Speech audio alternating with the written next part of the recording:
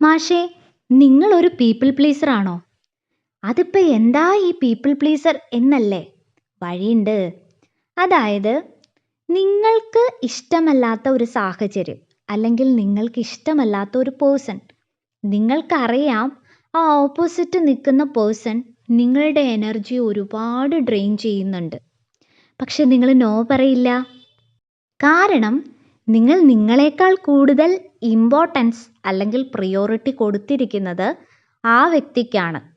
എന്നാൽ നിങ്ങളുടെ അകത്ത് നന്നായിട്ട് അറിയാം ആ വ്യക്തി നിങ്ങളുടെ എനർജി ഡ്രെയിൻ ചെയ്യുന്നുണ്ട്, അല്ലെങ്കിൽ ഈ ഒരു കാര്യം ശരിയല്ല, ആ മനുഷ്യൻ പറഞ്ഞ ഈ ഒരു കാര്യം ഇതിങ്ങനെയല്ല, ഇത് ശരിയല്ല, ഇതെൻ്റെ എനർജിക്ക് സെറ്റാവില്ല, ഇതെൻ്റെ വാല്യൂസിന് സെറ്റാവില്ല, നിങ്ങൾക്ക് നന്നായിട്ട് അറിയാം. പക്ഷെ പലപ്പോഴും ആ വ്യക്തി എന്ത് വിചാരിക്കും എന്ന് വിചാരിച്ച് നിങ്ങൾ ഉള്ളതുപോലെ തുറന്നു പറയില്ല. ആ വ്യക്തിയെ ഇങ്ങനെ പ്ലീസ് ചെയ്തുകൊണ്ടിരിക്കും. അവർക്ക് എപ്പോഴും ഇങ്ങനെ കംഫർട്ട് കൊടുക്കാൻ നിങ്ങൾ ശ്രമിച്ചുകൊണ്ടേയിരിക്കും.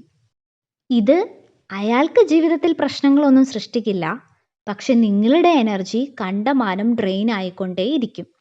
നിങ്ങൾക്ക് ഈ എനർജി പല കാര്യങ്ങൾക്കും ആവശ്യമുണ്ട്, പക്ഷേ നിങ്ങൾ അലോ ചെയ്യുകയാണ് ആ പേഴ്സണെ നിങ്ങളുടെ എനർജി ഡ്രെയിൻ ആക്കാൻ വേണ്ടി.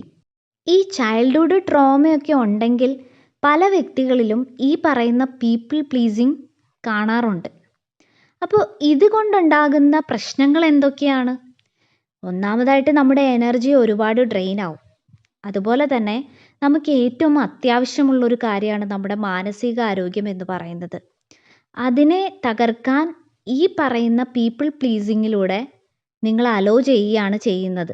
അപ്പോൾ ഇനി ഇങ്ങനൊരു സിറ്റുവേഷൻ വന്നു കഴിഞ്ഞാൽ നിങ്ങൾ സ്വയം ഒന്ന് ഇരുന്ന് ചിന്തിക്കുക, ഞാൻ എന്തിനാണ് ഈ വ്യക്തിയെ എൻ്റെ ലൈഫിൽ അലോ ചെയ്യുന്നത്?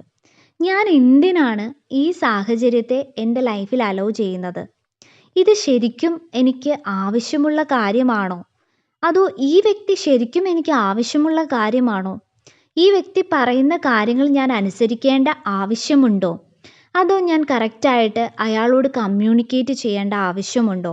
ഇനി കമ്മ്യൂണിക്കേറ്റ് ചെയ്താൽ എനിക്ക് എന്താണ് സംഭവിക്കുന്നത്? എൻ്റെ മാനസികാരോഗ്യം എനിക്ക് തിരിച്ചു പിടിക്കാനായിട്ട് സാധിക്കുമോ? നിങ്ങൾ നിങ്ങളോട് തന്നെ ചോദിക്കുക. നിങ്ങളുടെ അകത്തുനിന്ന് ഒരൊറ്റ ആൻസറേ വരുള്ളൂ. യെസ്, പോയി പറ, നിനക്ക് ഹേർട്ടായി, നീ പറഞ്ഞ കാര്യം എനിക്ക് വല്ലാതെ ഹേർട്ടായി, നീ പറഞ്ഞ ഈ ഒരു കാര്യം ശരിയല്ല, ഇത് ചെയ്യാൻ ഞാൻ വില്ലിങ് അല്ല, ഇത് നീ ഇനി ആവർത്തിച്ചാൽ ഞാൻ മൂവ് ഓൺ ചെയ്യും. ഇത് കറക്റ്റായിട്ട് നിങ്ങൾ കമ്മ്യൂണിക്കേറ്റ് ചെയ്യുക.